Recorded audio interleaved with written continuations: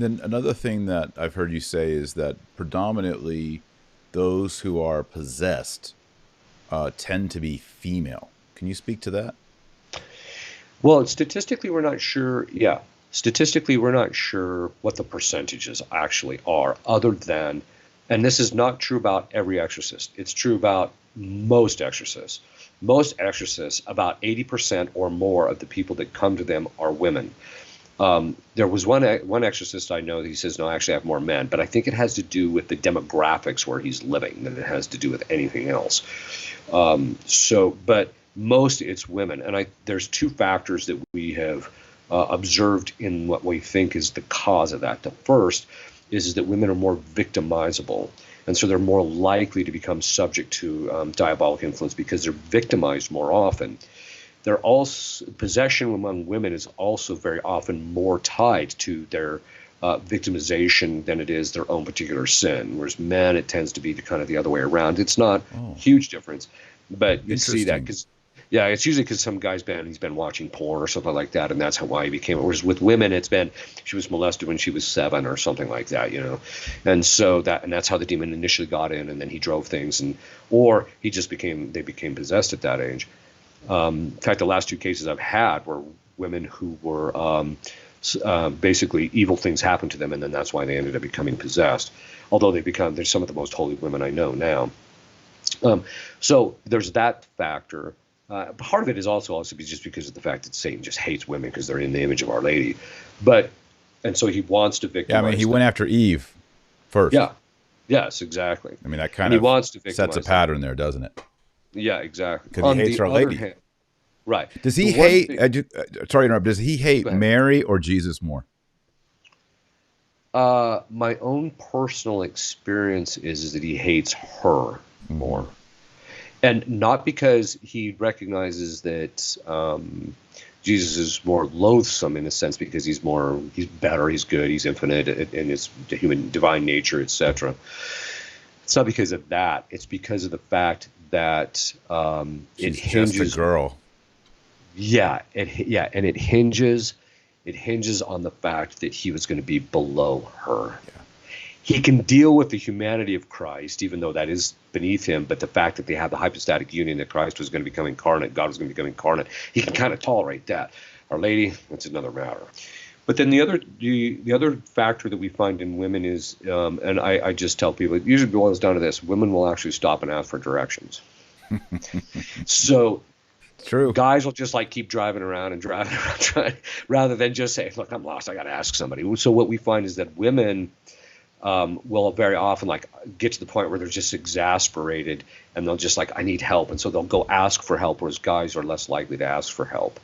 It's also, I think, with guys, part of I mean, there's all sorts of reasons why they're less likely to ask for help, but we think that's one of the primary reasons. Yeah, that makes sense.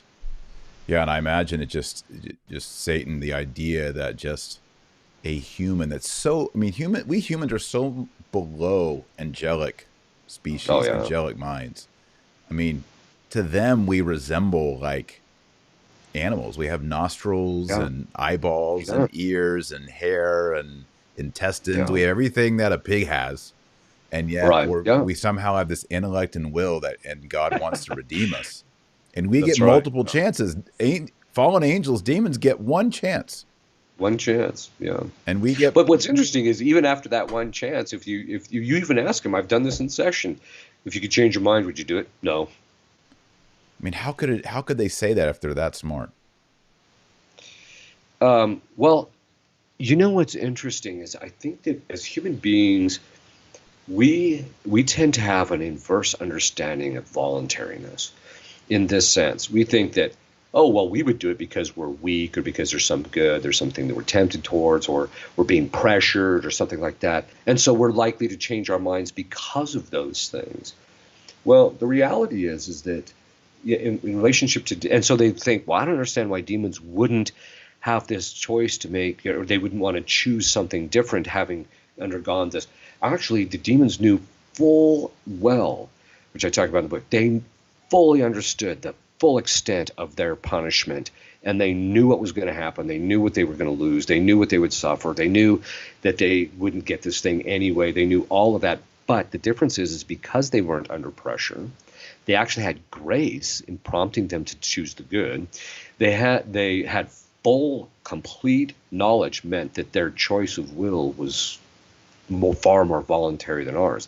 They fully chose evil in this respect. I mean, they choose it under the aspect of the good, but they're choosing, and that's why that's why they'll even admit in session that their choice was pure, unadulterated malice.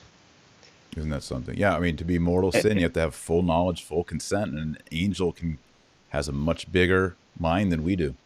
They do. And the one thing that you have to remember is that with them, because it's absolutely voluntary, when their choice makes that choice, their will becomes fixed permanently in that thing by their choice. Whereas human Wow. beings, we're dumb, and so we can kind of vacillate and move around. It's because of our ignorance, ultimately, that we get mercy and get cut some slack, and we can't fully determine ourselves in one sense, and by our wills in one choice. We can determine our eternal destiny that way, and then it becomes permanent.